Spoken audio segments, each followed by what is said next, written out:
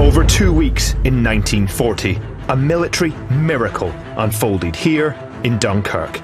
The evacuation of 300,000 troops, cut off and trapped by a rampaging German army.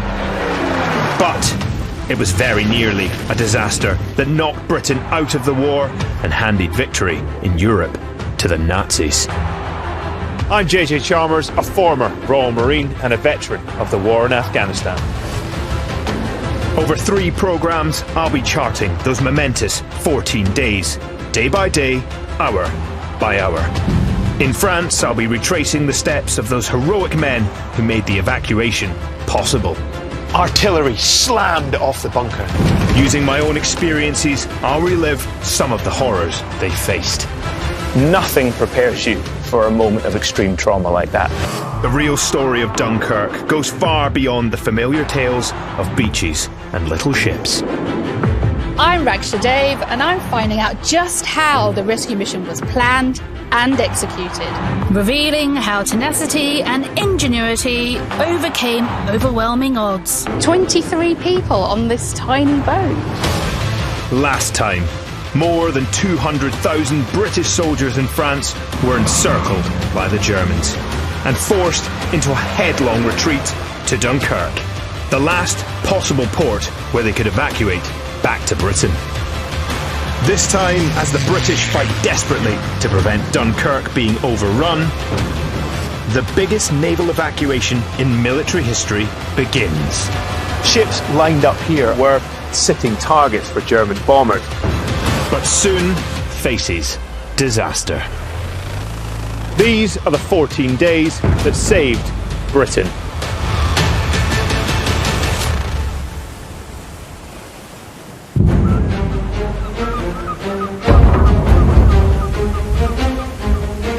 The 27th of May, 1940. 17 days after the German invasion of France, more than 200,000 troops of the BEF, the British Expeditionary Force, were surrounded, most still streaming towards Dunkirk and its beaches. They were squeezed into a shrinking pocket by the rampaging German blitzkrieg through France. This, the port of Dunkirk, was their only remaining escape route. Calais had already fallen to the enemy, so a plan to get the soldiers back to Britain, codenamed Operation Dynamo, had just begun. Admiral Bertram Ramsay was the Navy officer in charge of Operation Dynamo. Described as a dapper, brisk little man, he was an organisational genius. He was based in a complex of bunkers under Dover Castle. Ramsay feared at best only 45,000 troops could be evacuated in the brief time he'd have before Dunkirk was overrun by the Germans. But things hadn't started well. The first ship he'd sent had left Dunkirk that morning, but it was bombed. 23 men on board were killed and 60 were wounded. The next 4 ships that Ramsay sent came under intense fire from the air and from German artillery guns. The Germans were only 10 miles down the coast from Dunkirk. One of the ships was sunk and the other 3 were forced back to Britain. His evacuation plan was already in disarray, and soon things would get even worse. The commander of the British forces in France was General Gort. The majority of his shattered army was still struggling towards the coast, short of food and ammunition. And the Germans were closing in. What Gort has to do is to basically form a kind of a corridor, a safe corridor, that his troops can use to get from Belgium, through to Dunkirk. The safe corridor he created stretched 70 miles inland from Dunkirk. Gort positioned his men on the west side along the Bassée Canal to defend it from the advancing German army. Then he positioned additional troops in key towns to provide a second line of defence. Gort knew that a lot of these units would be overrun.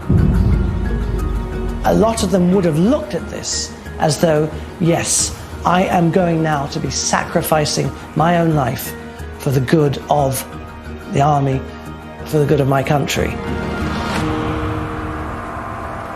As Operation Dynamo began 30 miles north in Dunkirk, one of the regiments tasked with holding back the Germans was dug in here along the Bassée Canal. They were the Royal Norfolk Regiment, and they had already sustained terrible casualties whilst defending a cement factory on the River Escaut just a week before. The few hundred survivors from the beleaguered regiment were sent here to again face the German assault. Morale amongst the men was surprisingly high, especially considering that German aircraft were dropping propaganda leaflets like these ones. Had lines like, "Look at this map. It gives you the true situation. Your troops are entirely surrounded. Stop fighting. Put down your arms." Or, "Do you really believe the nonsense that Germans kill their prisoners? Come and see for yourselves the contrary." Now, the British did make use of these, but as toilet paper. The Royal Norfolks had been allowed a brief respite because Hitler had ordered a 3-day halt to the German advance to enable his troops to reinforce. But that morning, the Germans would begin their assault again. Their aim? To wipe out the British before they could make it to Dunkirk. The Germans on the opposite side of the canal who were preparing to attack were from the fanatical SS Totenkopf. Now, the pride of these supposedly elite Nazis had been badly damaged just days before as they had run off in disarray following a British assault. Now, they were hell-bent on revenge. At 10 a.m, the assault began on the Bassée Canal. Through weight of manpower, the SS managed to get across the canal, but in the process suffered terrible losses. The Royal Norfolks were pushed back, fighting field to field, desperately protecting Gort's safe corridor. Around 100 survivors of the Royal Norfolks retreated to here at their headquarters at Dunkirk Farm, about a mile from the canal and 33 miles south of Dunkirk. This is where they found themselves surrounded by the SS. One of them was 26-year-old Bill O'Callaghan. He joined the army at 18 and was a radio operator. Knowing this was their last stand, he destroyed his equipment. Bill and the other survivors now faced a desperate fight. The SS were out to avenge their losses. The Royal Norfolks were determined to follow their orders, to fight to the last man or the last bullet, in order to give the British Army a chance to escape to Dunkirk. This was going to be a grim fight. Soldiers like Bill O'Callaghan were fighting to protect their thousands of exhausted comrades streaming towards Dunkirk. But at that moment, Dunkirk was being annihilated. As the bedraggled British troops made their way along these roads to Dunkirk, they watched as the town ahead of them was hit by wave after wave of German bomber. A massive plume of black smoke rose up into the sky that could be seen for miles around.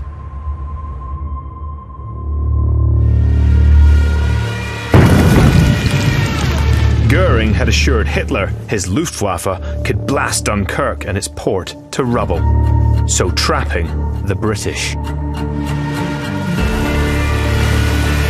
Dunkirk on the 27th, it was basically a living hell. Something like 4,000 bombs had dropped. About a third of the citizens of Dunkirk, about 1,000 died. It's a ruin. It's a smoking pit. Got all these French and British troops packed into cellars, bombs are raining down on top of them. During breaks in the bombing, soldiers looted booze from bars and rampaged through the streets. And as a result, all was chaos. But most critical of all, the port was under such intense bombardment that most of the ships were having to turn away. In fact, only 2 made it into the harbour that afternoon. Admiral Ramsay's evacuation plan, already in disarray, had now literally been blown out of the water. Now the hundreds of thousands of British soldiers heading to Dunkirk faced a terrible fate, either captivity or death. Only a miracle of deliverance could save them now.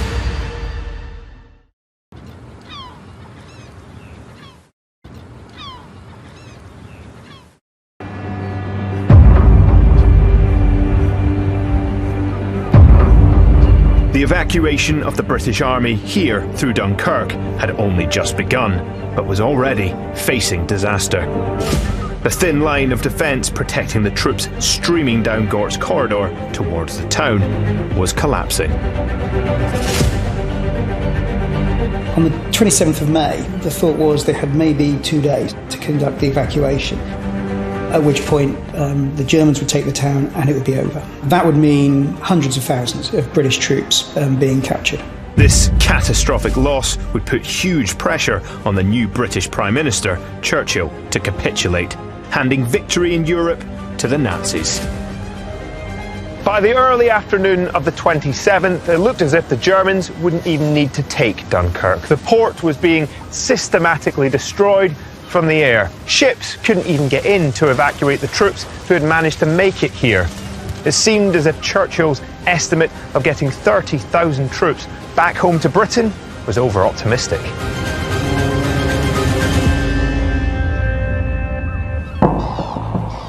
With the bombed-out port out of action, the only possible option was to somehow evacuate everyone from the nearby beaches.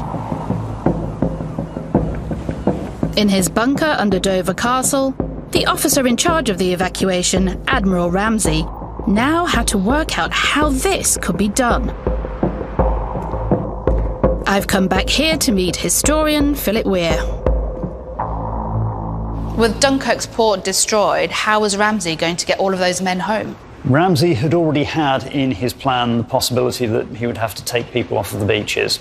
But this is incredibly difficult for large ships. They can't get in terribly close because the beaches at Dunkirk are a nice, gentle slope.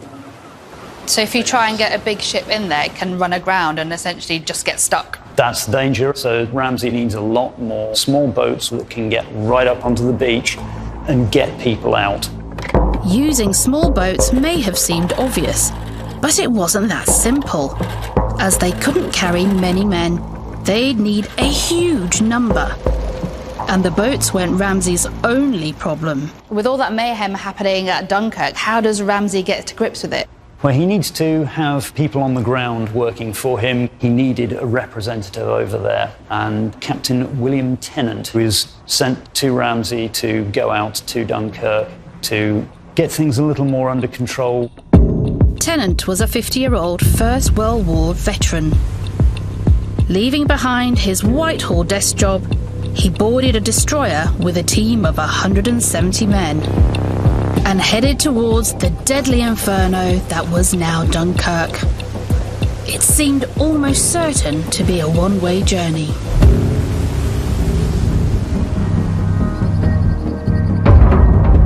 After a day of intense fighting, the British rear guard was still trying to hold back the Germans advancing on Dunkirk. The situation was desperate.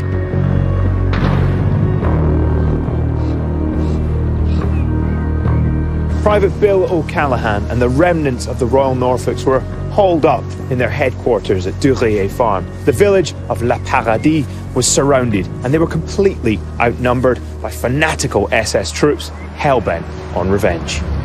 The farmhouse was set alight by incoming mortars. The commanding officer ordered everyone out, including O'Callaghan.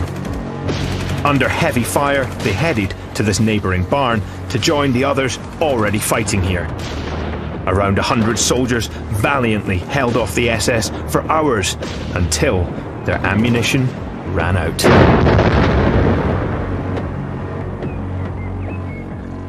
Bill O'Callaghan recorded what happened. They tied an old towel around the end of a rifle and stuck it out of this very door. Shortly after, the firing stopped and the men processed out. However, the first 12 men to appear were mown down by the SS. Then the firing stopped again. Next, the SS marched O'Callaghan and the other survivors along this road to the neighbouring farm. We know from testimony from Bill O'Callaghan what happened here. Him and his friends were led into this paddock, and as he entered, he noticed that there was a machine gun set up somewhere over there at that tree line. Now, as he was led up the side of this building, and he came to within line with it, where the gun was to his right, it opened fire. Bullets tore through the crowd of men, the troops, and he dove for cover. As he went down, put his arm in front of him, one of the rounds grazed him and gave him a flesh wound. And he was lying there, surrounded by his friends who were groaning in agony. It almost seems fitting that you come here and it's raining and the weather's miserable, because this is a place of misery. Bill listened as the SS shot and bayoneted anyone still alive. Miraculously, they passed by Bill. He and his comrade Bert Pulley were the only survivors. They hid for 4 days, then surrendered to regular German soldiers, who treated them humanely as prisoners of war. 27th of May, I hadn't quite realised, was actually injured on the 27th of May, albeit 71 years later. And also, unlike the 97 souls here, I was fortunate. I didn't pay the ultimate sacrifice.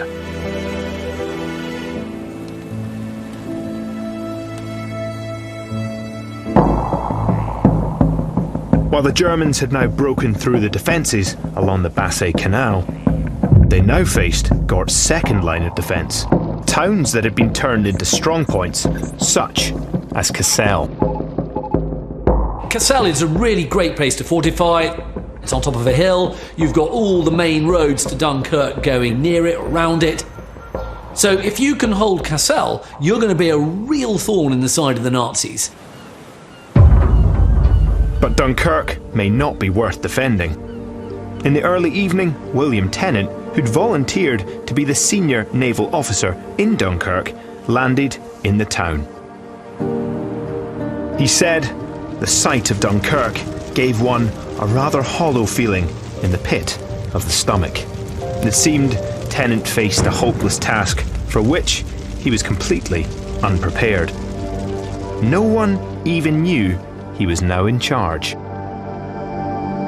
One of Tennant's men cut out the initials SNO, Senior Naval Officer, using foil from a cigarette packet, and then using the oil out of a sardine tin, Tennant pasted it onto the front of his helmet. Let's give it a go. Right. What do you reckon? In the Marines we used to say improvise, adapt and overcome.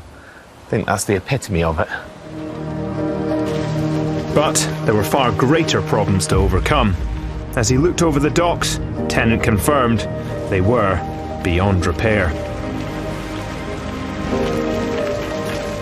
Tennant sent a message to the HQ in Dover saying, "Please send every available craft to the beaches east of Dunkirk immediately."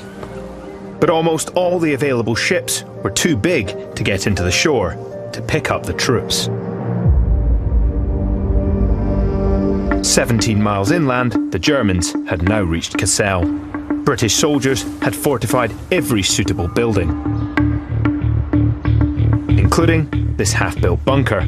It was just north of the town and was being defended by 13 men, led by Second Lieutenant Roy Cresswell. We would feel relatively safe in a position like this, but it does have its problems and its vulnerabilities. Once a round comes through one of these slits, well, that's going to start bouncing around inside. I cannot imagine the tension in this bunker as Cresswell and his men prepared for a German attack that would come any minute. Cresswell spotted the first Germans on the horizon and opened fire. Artillery slammed off the bunker. The Germans began to attack over the field as Cresswell and his men unleashed a hail of bullets from the firing slits. One of the Germans managed to make it round to here and began to bang on the door before being killed by a grenade thrown from this window. You can tell from looking at the damage that the Germans threw absolutely everything they had at this. There are big blasts from pieces of artillery, but when you look at things like this is done by a rifle, and you can tell it because when you look at this metalwork here, you can see where the round has passed right through the steel frame of this. I mean, you can only imagine what it was like to be inside there as artillery shells just burst off of it. It would have been shaking, thunderous sounds. And looking at it now, it does give you a sense of what these guys would have been facing over the next 3 days.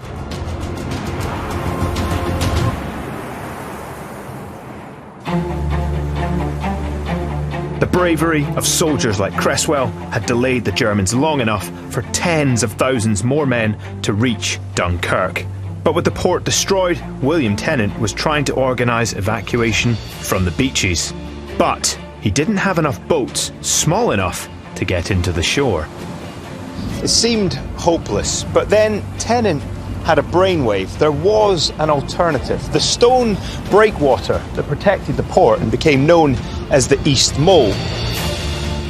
In 1940, a maintenance walkway ran along the breakwater at the mouth of Dunkirk's port. It jutted out into deep water, and Tennant thought large ships just might be able to moor alongside to load troops. It wasn't designed as a jetty, it was subjected to very strong currents and had a tidal rise and fall of about 16 feet. It was going to be very difficult for ships' crews to manoeuvre alongside, but so far it was undamaged. At 10:30 p.m, Tennant gave the order for a ferry to approach the mole and attempt to moor up. The plan had to work, because on this first day of the evacuation, only 7,669 soldiers made it home. At this rate, it would take a month to evacuate the British Army. Time they didn't have. It was thought that the Germans could only be held back for 2 more days at most.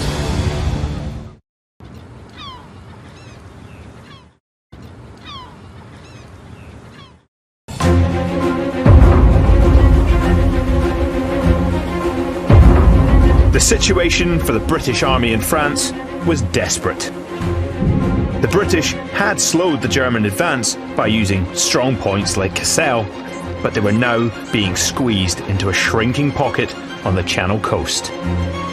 Thousands of exhausted soldiers were streaming onto the 10 miles of beach east of Dunkirk. But there weren't enough boats small enough to get into the shallows, and the port was destroyed. Captain Tennant was here on the East Mole, the breakwater that juts out into deep water, and at 3 a.m. he was beginning a risky experiment to see if he could bring large ships in to moor alongside so that he could get troops out. The Queen of the Channel Ferry attempted the task. With some difficulty, she managed it. 950 troops were quickly loaded and set sail for England.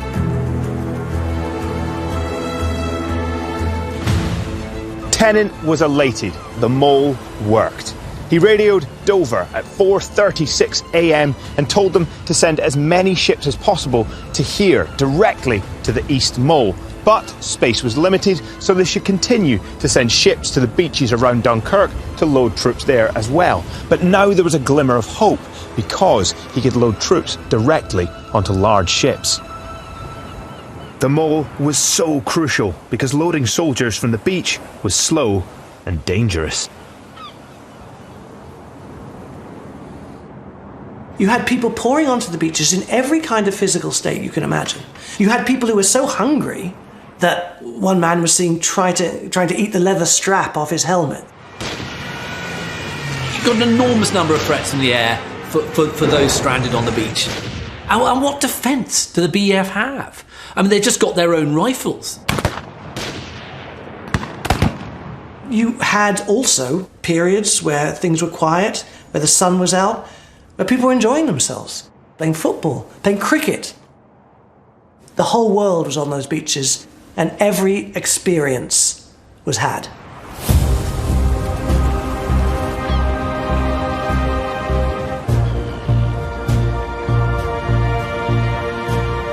This is the uniform worn by most of the BEF soldiers who were streaming down onto these beaches around Dunkirk. It is the standard British battle dress.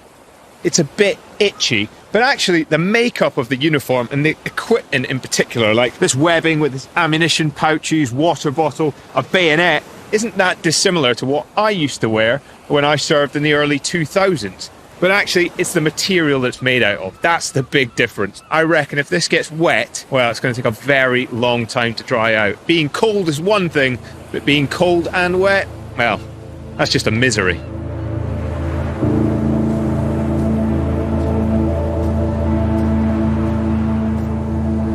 As the troops marched their way towards Dunkirk, they lugged with them their food and belongings in packs like this.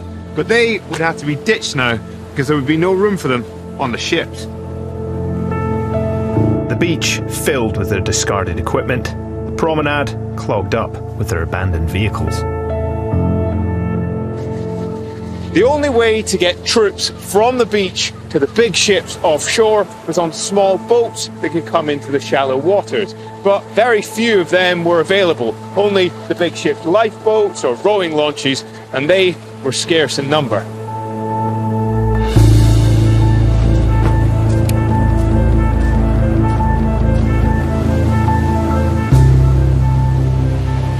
When the little boats did arrive, getting out to them wasn't easy. It involved wading out into freezing water right up to your neck and waiting for one to arrive to save you. And most of the soldiers couldn't swim. Right, here goes nothing. I have actually done this before. We used to have to practice it in the Marines, but we knew the boats were coming. You brace every time one of these waves hits. Listen, I'm only out here for a couple of minutes. These men were out here for nights on end. It's not very pleasant even to do it nowadays. There was often disorder on the beaches. People fighting to get on board, people even having to shoot others to stop them trying to jump a queue. You've got too many men trying to get on these little rowing boats. Sometimes they capsize, they're overloaded, sometimes they only make one trip. You know, the oars get washed away. The process was too slow. The Navy needed lots more little ships.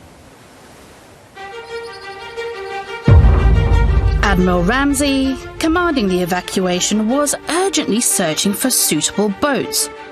On the 28th of May, attention turned to the River Thames.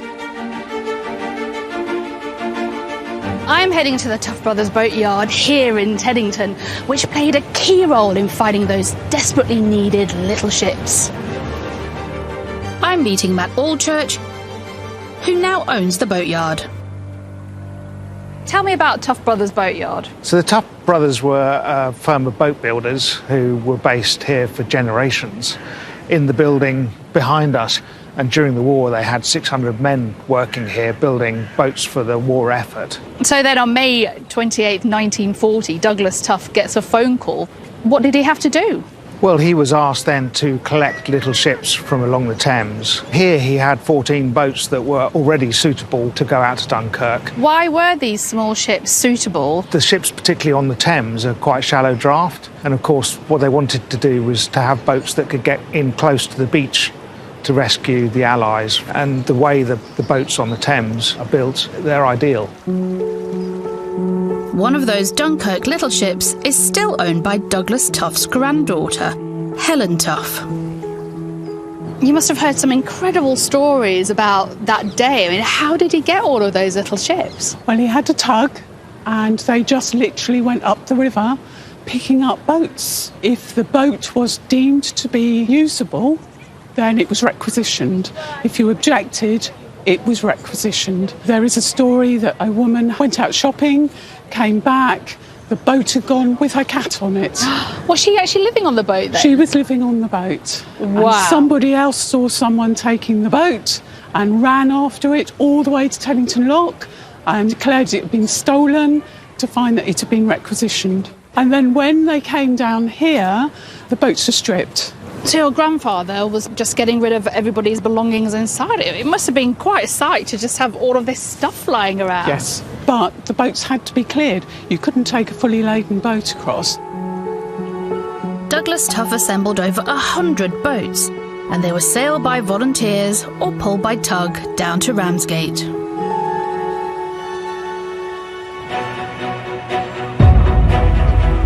In Dunkirk, as the second day of Operation Dynamo neared completion, the desperate need for more ships and the dangers they faced was becoming terribly apparent. Just about every available square foot of space on any of these ships was, had men on it. Wherever you could put a human being, that's where they were. You were not home and dry when you got on that boat to take you back home, because you have got numerous threats. You've got mines that have been planted by the Germans. You've got E-boats with torpedoes. You've got U-boats that can scuttle you. Not forgetting what's flying overhead, of course, and what can potentially be fired off the coast. If you're on an overcrowded, massive boat that gets hit by a torpedo or gets bombed, that's not a place you want to be.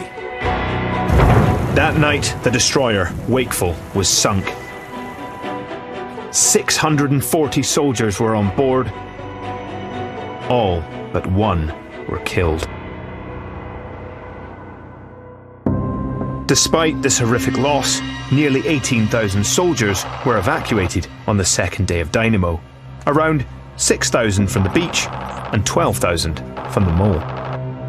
It was better, but with over 150,000 British soldiers still in France, it wasn't nearly good enough.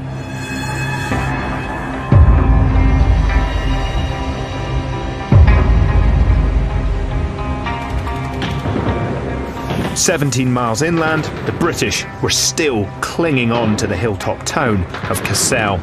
They'd withstood wave after wave of attack, but suffered terrible losses. The bodies of British soldiers were now strewn in these streets.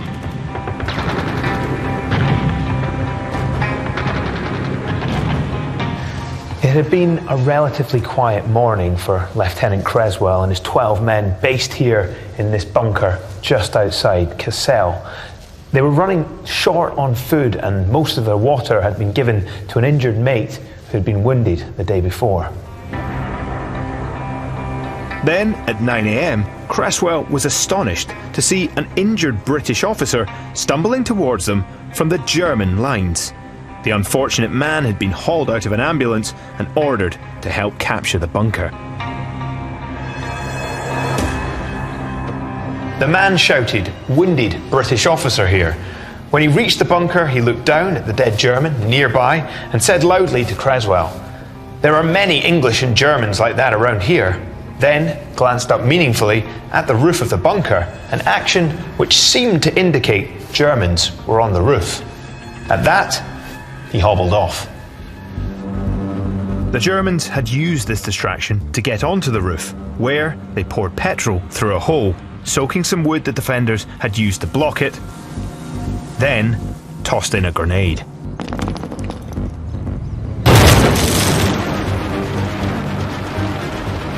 In a true British stiff upper lip, Creswell wrote in his report of the fire, "They failed to drive us out, but had at least improved the warmth inside, which was appreciated, for it had been very cold inside."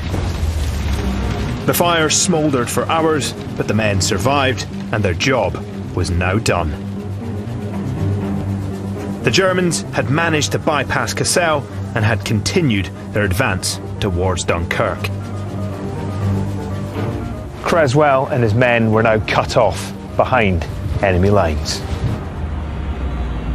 When they realised the battle had moved past Cassel, Cresswell and his men surrendered. They spent the next 5 years as prisoners of war. Those who were told to defend Cassel were basically told, you're going to have to defend this until the last bullet and your last drop of blood. And that's more or less what they did.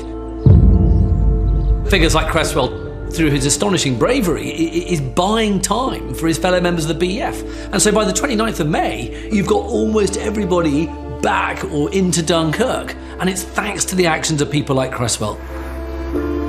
There will be people watching this programme right now who would not be alive today were it not for the actions of Cassel, which saved their grandfather, allowed him to get home, have a lovely wedding, have some babies, lo and behold. That's the story. Hundreds of thousands of British and French troops were now trapped in this sliver of land, squeezed up against the English Channel. But it wasn't just the German ground forces that threatened them. On the beaches, they were easy prey for the Luftwaffe bombers. Their only hope now was if the pilots of the RAF could somehow hold them off.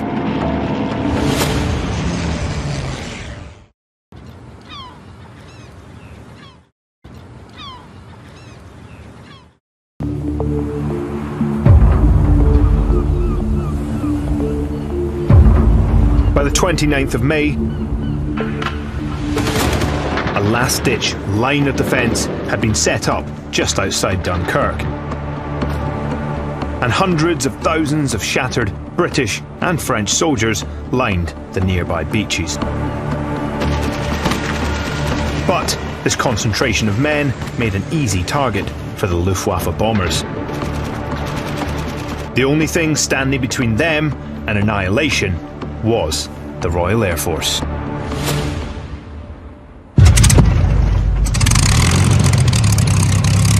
That morning, low cloud was hampering the German bombers, but the RAF was still on patrol. At the Imperial War Museum at Duxford, I'm meeting Claire Mully to find out how the Air Force and 22-year-old Spitfire pilot Alan Deere were faring. Things are going really badly for the troops on the ground on the 29th, but what about the RAF? Are they suffering many losses as well? Horrendous on the ground and in the air. A squadron is normally 12 aircraft, and they were often flying with just 8 aircraft at this point. And what about our man Alan Deere? How's he doing? He'd been going out daily. He'd actually been hit in the wing once and just managed to glide back to the UK, but he was coming out again, yeah. But surely his luck must be running out. Yes, well, 3:30 in the morning, Alan is woken from his desperately needed sleep and gets in his aircraft and flies out again to provide cover for the troops on the beaches at Dunkirk. And almost immediately, he is engaged in a one-to-one battle. He's actually up against a light bomber. And he shoots at it, hits it, but the rear gunner takes him out. His plane is hit in several places, including in the engine. He sees a beach about 15 miles from Dunkirk, and he heads for it. And he manages a pretty impressive forced crash landing, but he does knock himself unconscious against the windscreen as he lands. He regains his consciousness and he realises he's still strapped into what is now a burning Spitfire. He manages to get himself out, and he's got quite a big gash to his head. He's really not in a good way. Al Deere crash landed here on this stretch of beach. It was at the very edge of the narrow pocket of territory still in British hands. The Germans were only a few miles away up the beach, but even RAF pilots hadn't been told just how bad the situation was. So Al Deere began to blithely walk up the beach away from Dunkirk towards the nearest port, Ostend, which he didn't realise had been in enemy hands for days. But when he got to the road behind the beach, Deere found a stream of soldiers headed in the opposite direction, towards Dunkirk. Deere joined them, travelling along roads choked with abandoned vehicles. Papers in Britain had reported troops were retreating according to plan, so he was stunned by this reality. A few hours later, he made it to Dunkirk.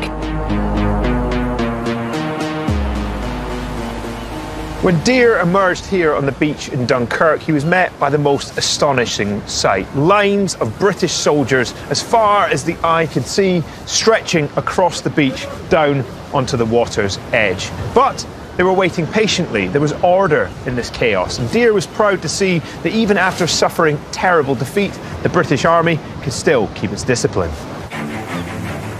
Al Dear headed to the mole and persuaded a Navy officer in charge it was essential for him to jump the queue so he could get back and continue the fight in the air. Dear still had to wait for a ship to arrive, which he did, but he experienced the terror of a Luftwaffe bombing because at 3 p.m. the protective cover of the clouds began to clear and the bombers returned.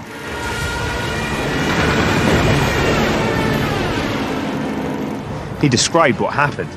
There was a mad scramble for cover. I sheltered behind the rock causeway, but most troops dived into the water, re-emerging at neck level to fire their rifles in desperate defiance at the bombers. Dear eventually boarded a destroyer, narrowly escaped being blown out of the water, but made it back to England.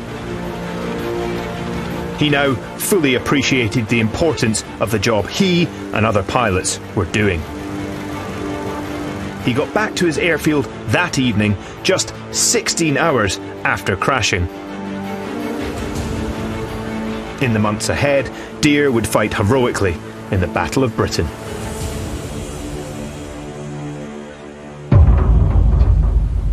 In Dunkirk, the relentless bombing of the mole continued. Ships lined up here along the side of the mole were sitting targets for German bombers. Troops cowered as they watched ships being hit by German bombs. A British destroyer and a ferry slowly sank. Luckily, the troops were able to get off, most of them having to jump into the water and swim back to the mole. 600 of the traumatized soldiers eventually set sail on the paddle steamer Crested Eagle. But then, disaster struck.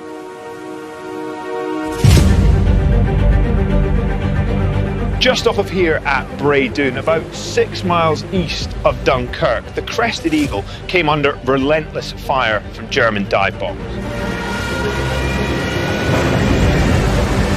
Now, she was hit by 4 bombs and was on fire from bow to stern. About 200 soldiers jumped overboard where they were gunned down by German machine guns from the planes above. But the paddles were still turning, and in a desperate attempt to save the survivors on board, the captain ran the ship aground, where it can still be seen at low tide today.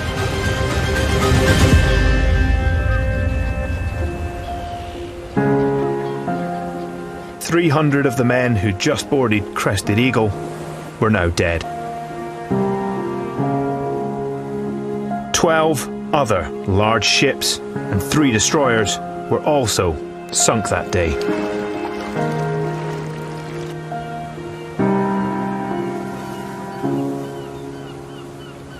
Despite these terrible losses, the evacuation on the 29th of May went better than anyone could have hoped. Over 47,000 troops had been taken from Dunkirk that day.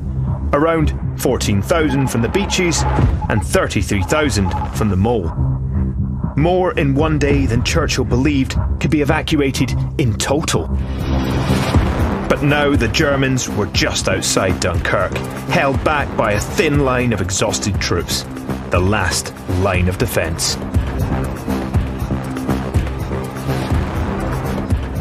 Here on the beaches and in Dunkirk, 100,000 men of the British Expeditionary Force were still waiting to be evacuated, and it felt almost certain that soon they would be in the hands of the enemy.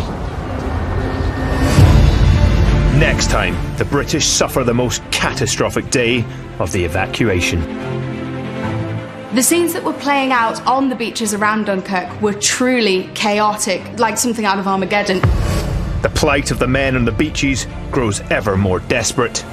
Any man that would retreat past a mile marker that he pointed at would be shot. Only acts of extraordinary bravery can save them now.